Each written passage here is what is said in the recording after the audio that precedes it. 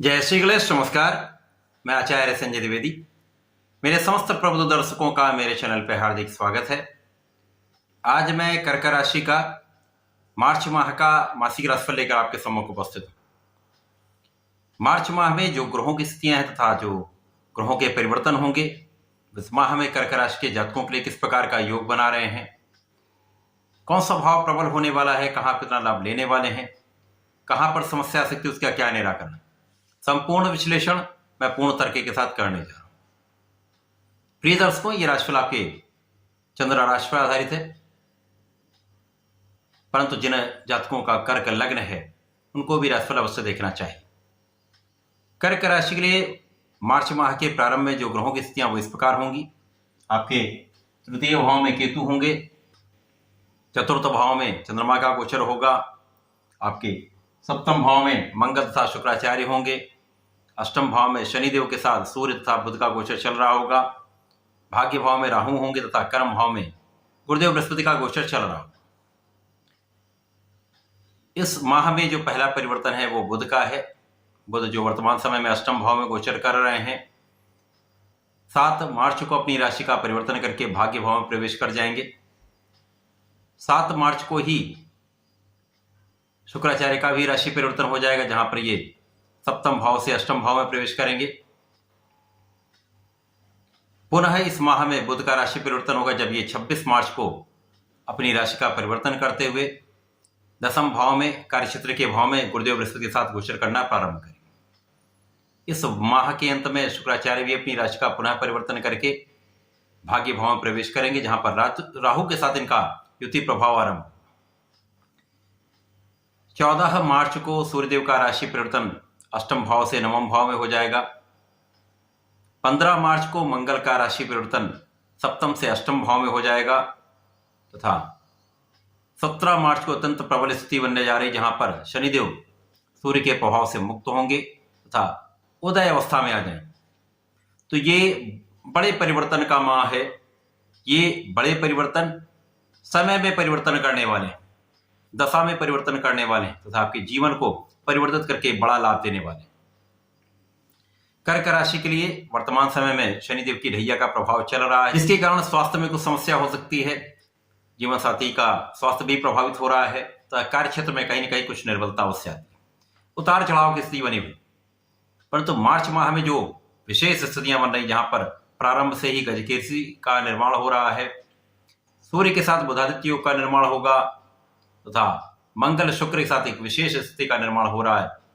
यहां पर विपरीत राजयोग भी बन रहा है, जिसके कारण यह माह अत्यंत विशेष हो रहा है। इस माह में गुरुदेव बृहस्पति जो दसम भाव में गोचर कर रहे हैं, मंगल की राशि में है, दसम भाव में गोचर करने के कारण अत्यंत प्रबल स्थिति में है। इसके कारण कार्यक्षेत्र की प्रबलता तो अवश्य प्राप्त होगी। साथ ही साथ यहाँ पर प्रारंभिक समय में चंद्रमा का गोचर चतुर्थ भाव में होगा, जिसके कारण केंद्र का गज केसरी बन रहा है।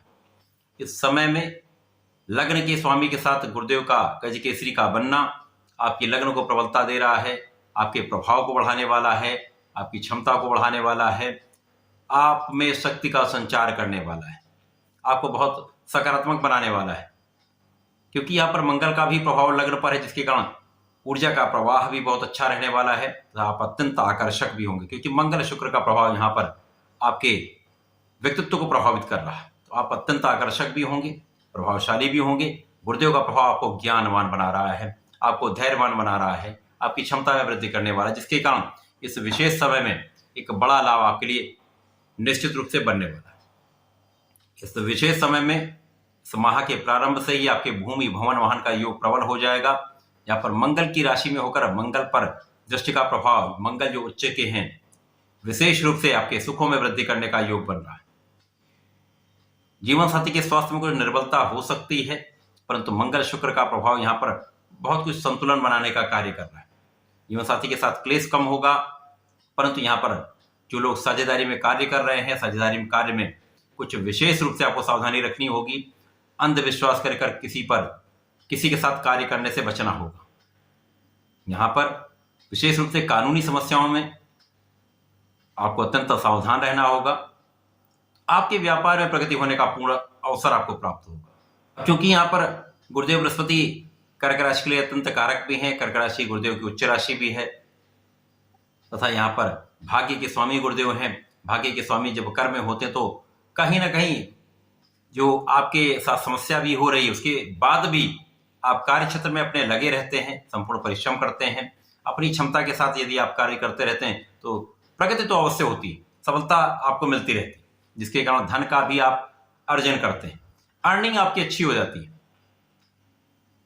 वर्तमान समय में शनि भी अस्त अवस्था में, जिसके कारण निर्बलता, धन भाव की निर्बलता भी कम हो रही है, कार्यक्षेत्र की निर्बलता भी कम हो रही है, तो इस समय में आपको विशेष लाभ भी प्राप्त हो रहा है। यहां पर धन भाव के स्वामी सूर्यदेव हैं। सूर्यदेव के अष्टम भाव में होने पर शनिदेव के साथ आकस्मिकता के भाव में है, जिसके कारण इस विशेष समय में आपके लिए अचानक धन प्राप्ति का अवसर आपको प्राप्त होगा। ये पेरेंटल प्रॉपर्टी से विशेष रूप से आपको प्राप्ति हो सकती है, पिता के द्वारा आपको संपत्ति की प्राप्ति हो सकती है, अथवा परिवार के सदस्यों से एक अच्छा लाभ आपको प्राप्त हो सकता है।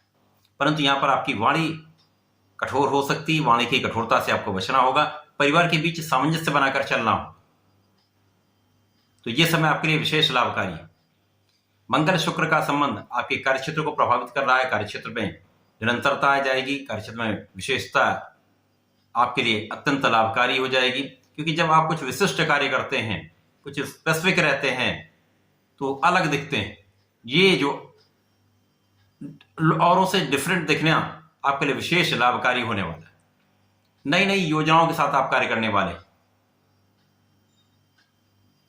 परंतु जैसे यहां पर बुध का जो द्वादश भाव के स्वामी था, यहां पर आपके पराक्रम के स्वामी होकर अष्टम भाव में है, विपरीत राजयोग में है, तो लोगों का सहयोग प्राप्त होता रहेगा, भाई बहनों का पूर्ण सहयोग प्राप्त होगा। विदेशी व्यापार से, विदेशी कार्य से आपको लाभ मिल सकता है, परंतु कुछ व्यय आपको परेशान भी कर सकते हैं। इसके साथ साथ यदि स्त्रियों को देखें हम, तो राहु का गोचर आपके भाग्य भाव में है, गुरुदेव की राशि में है। राहु जिस राशि में होते हैं उस राशि के स्वामी के प्रभाव को ले लेते हैं। यहां पर गुरुदेव के प्रभाव को धारण करेंगे तो ये परिश्रम बढ़ा देंगे, आपके पंचम को प्रभावित करेंगे, आपके लग्न को प्रभावित करेंगे। तो लग्न में एक विशेष गुण आ जाएगा, आपके ज्ञान में वृद्धि हो जाएगी, आपके कूटनीति में वृद्धि हो जाएगी। परंतु जो राहु का नकारात्मक प्रभाव है वो भ्रम की स्थिति उत्पन्न करने का है। तो यहाँ पर जो जातक शिक्षा ले रहे हैं, परीक्षा की तैयारी कर रहे हैं, उनको बहुत संयमित रहना होगा, भ्रम की स्थिति से बचना होगा, अपना पूर्ण आत्मबल लगाकर अपने कंसंट्रेशन के साथ, पूर्ण कंसंट्रेशन के साथ आपको पढ़ाई करनी होगी। प्रेम संबंध में कहीं ना कहीं भटकाव की स्थिति बन रही, भाग्य को पूर्ण रूप से ये लाभ नहीं लेने देते, भाग्य का संपूर्ण साथ राहु नहीं लेने देते, क्योंकि चंद्रमा की राशि जब यहां पर चंद्रमा का लग्न पर ग्रहण लगाएंगे तो भाग्य भी उतना साथ नहीं दे पाता। अब जब बुध का परिवर्तन आपके भाग्य भाव में हो जाएगा तो यहां पर राहु और बुध का आपसी संबंध बनेगा। यद्यपि ये दोनों मित्र भाव में होते, परंतु यहां पर जड़ दोष भी बनेगा। जब द्वादश के स्वामी, पराक्रम के स्वामी राहु के साथ भाग्य भाव में आ जाएंगे तो परिश्रम भी, जिस पर दृष्टि का प्रभाव है, कहीं ना कहीं आप वहां पर लापरवाही करने लगते हैं। जितना परिश्रम आपको करना चाहिए, आप कितना कर सकते हैं, उससे कम आप परिश्रम करते हैं, तो उतना आप लाभ भी नहीं ले पाते। परंतु ये तभी स्थिति बनेगी जब दोनों के अंशों का अंतर न्यून हो जाएगा। शुक्राचार्य सप्तम भाव से अष्टम भाव में आएंगे, जहां पर अपने परम मित्र के साथ, शनिदेव के साथ इनका गोचर प्रारंभ होगा। यहां पर अष्टम भाव में त्रिग्रही योग बनेगा, लाभ के स्वामी। यहां पर चतुर्थ के स्वामी का अष्टम भाव में जाना, यद्यपि इनको कार्यकत्व प्राप्त है, परंतु कुछ निर्बलता अवश्य आती है। तो यहां पर धन तो आपको प्राप्त होता रहेगा, परंतु बिना कारण से व्यय भी हो सकता है।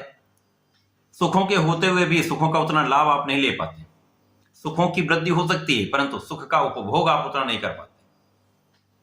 यहां पर एडिक्शन आपका बढ़ सकता है। यदि जो लोग भोग विलास से बचेंगे वही बड़ा लाभ लेंगे, क्योंकि चंद्रमा की राशि, मन विचलित होता रहता है, मन में परिवर्तन होते रहते हैं, डिविएशन होते रहते हैं, जिसके कारण यहाँ पर आपको निश्चित रूप से अपने व्यसन से, अपने एडिक्शन से बचना हो, भोग विलास का संपूर्ण नियंत्रण रखना हो। जब तक सूर्यदेव यहाँ पर हैं, स्थिति आपकी आपके नियंत्रण में रहेगी, क्योंकि सूर्यदेव का प्रभाव आपको बहुत नियंत्रित कर रहा है। परंतु जब सूर्यदेव का राशि परिवर्तन आपके भाग्य भाव में हो जाएगा तो यहाँ पर बहुत सावधानी आपको रखनी होगी। सूर्यदेव भाग्य भाव में जाएंगे तो यहाँ पर भाग्य भाव में त्रिग्रही योग का निर्माण हो जाएगा। गुरुदेव की राशि में गुरुदेव के साथ अतिमित्र के भाव में सूर्यदेव भी होंगे, बुध भी होंगे, जिसके कारण एक विशेष प्रभाव आपको प्राप्त होने लगेगा, भाग्य का साथ आपको मिलने लगेगा। परंतु जब राहु का ग्रहण दोष सूर्य पर लगेगा, जड़ दोष बुध पर लगेगा, तो उतने समय के लिए बुद्धि जड़ हो जाती है, सही निर्णय नहीं हो पाते हैं, नेतृत्व में भी कहीं ना कहीं एक डिविएशन हो जाता है, उतना आप दृढ़ प्रतिज्ञ नहीं रह पाते, कॉन्फिडेंस भी कुछ लूज हो जाता है, सिर दर्द की समस्या हो जाती है, तनाव बिना कारण से होने लगता है, अनायासी आपको भय लगने लगता है, अनवांटेड फियर आ जाता है। ये समस्या का कारण बन सकता है। तो यहां पर बहुत संयमित आपको रहना होगा। नियमित रूप से सूर्यदेव को जल देना चाहिए, आपका आत्मबल प्रबल हो जाएगा। इसके साथ ही साथ जब मंगल का परिवर्तन आपके अष्टम भाव में होगा, मंगल कार्यक्षेत्र के स्वामी तथा आपके पंचम के स्वामी होकर अष्टम भाव में जाएंगे, तो यहां पर निश्चित रूप से इन दोनों भावों के प्रभाव में निर्बलता जाएगी। यद्यपि यहां पर गुरुदेव की स्थिति अच्छी है, परंतु जो ग्रह जिस भाव का स्वामी है उस भाव में निर्बलता तो निश्चित रूप से आ जाएगी। यहां पर कार्यक्षेत्र में उतार चढ़ाव की स्थिति प्रारंभ हो जाएगी, क्योंकि शनि का प्रभाव भी हो जाएगा। जब शनि उदय होंगे तो इस प्रभाव में वृद्धि हो जाएगी, जिसके कारण उच्चाधिकारियों के साथ सामंजस्य बनाने में समस्या, मतभेद उत्पन्न हो जाएगा। सहकर्मियों के साथ मतभेद निरंतर चलता है, जिसके कारण एक फ्रिक्शन की स्थिति आती है, बिना कारण से तनाव उत्पन्न हो जाता है। आपको यहां पर बहुत सहयोग के साथ चलना होगा। वाणी पर, अपने क्रोध पर नियंत्रण रखते हुए सहयोग की भावना से आपको आगे बढ़ना होगा। बहुत धैर्य रखना होगा, संतुलित अपने आप को करना होगा। यहां पर पढ़ाई का भाव भी कहीं ना कहीं डिस्टर्ब हो रहा है, वहां पर आपको बहुत सोच समझकर विचार करके कार्य करना चाहिए। इसके साथ ही साथ यहां पर संतान का पक्ष निर्भर हो रहा है, जहां पर संतान के स्वास्थ्य में कुछ समस्या हो सकती है, संतान से कुछ दूरी हो सकती है, मतभेद हो सकते हैं। विशेष रूप से यहां पर सावधानी आपको रखनी हो। इसके पश्चात पुनः जब बुध का परिवर्तन आपके दसम भाव में होगा तो इस स्थिति से आप निकलने वाले। बुध यहां पर आपके पराक्रमेश होकर भाग्येश के साथ गोचर करना प्रारंभ करेंगे, जिसके कारण आपकी बुद्धि का बल अत्यंत प्रबल हो जाएगा, आप कुशाग्र हो जाएंगे। आप केंद्र के भाव में गुरु और बुध होंगे, एक बुद्धि के स्वामी है, एक ज्ञान के स्वामी है, धैर्य के स्वामी है, एक वाणी के स्वामी है। तो विशेष रूप से इन क्षेत्रों में जहां पर आपके ज्ञान का क्षेत्र है, शिक्षा का क्षेत्र है, साथ ही साथ बुद्धि के द्वारा जो काम किए जाते हैं, वाणी के द्वारा जो काम किए जाते हैं, कैलकुलेशन का कार्य है, इन सभी क्षेत्रों में आप विशेष रूप से प्रगति करने वाले हैं।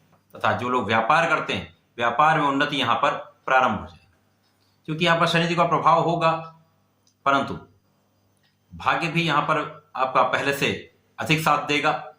कार्यक्षेत्र में भी आपकी निरंतरता आ जाएगी, कार्यक्षेत्र में आप संपूर्ण परिश्रम करने लगेंगे तथा आपकी बुद्धि का बल अत्यंत श्रेष्ठ होगा, आप धैर्यवान भी होंगे, तो यहां पर आपका कार्यक्षेत्र प्रगति करने लगेगा, सफलता आपको मिलने लगेगी। शुक्राचार्य का परिवर्तन जब भाग्य भाव में हो जाए तो राहु, शुक्र और सूर्यदेव का संबंध बनेगा, त्रिग्रही योग पुनः बन जाएगा। अब यहाँ पर धन भाव के स्वामी भाग्य भाव में होंगे, शुक्र सुख के स्वामी होकर होंगे। तो यद्यपि यहाँ पर कुछ डिस्टर्बेंस होगा, परंतु यहाँ पर सुखों के वृद्धि का समय तथा आपके धन की वृद्धि का समय निश्चित रूप से आ जाएगा, क्योंकि आप यहाँ पर कार्यक्षेत्र भी प्रबल हो रहा है, आपका परिश्रम भी श्रेष्ठ हो रहा है, जिसके कारण आप धन प्राप्ति करेंगे तो आपके सुख बढ़ने वाले। तो ये मार्च माह कर्क राशि के जातकों के लिए प्रारंभिक समय में संघर्ष कराने वाला है, परंतु जो बड़े परिवर्तन होने वाले हैं उस माह के मध्य से लेकर अंत के समय तक आपके लिए कुछ विशेष स्थितियां बनाने वाले हैं, जो आपके समय को परिवर्तन करेगा, कार्यक्षेत्र में बड़ा लाभ कराएगा, धन की वृद्धि कराने वाला है, सुखों की वृद्धि कराने वाला है। तो इस समय का आप लाभ लें, परंतु इस लाभ को लेने के लिए आपको नियमित रूप से सूर्यदेव को जल देना चाहिए तथा भगवान भोलेनाथ पर प्रतिदिन जलार्चन करें। प्रत्येक सोमवार को दुग्धाभिषेक करें तथा लाल चंदन का अर्पण करें। यदि आप ऐसा करते हैं तो विशेष लाभ की प्राप्ति होगी। धन्यवाद। नमस्कार।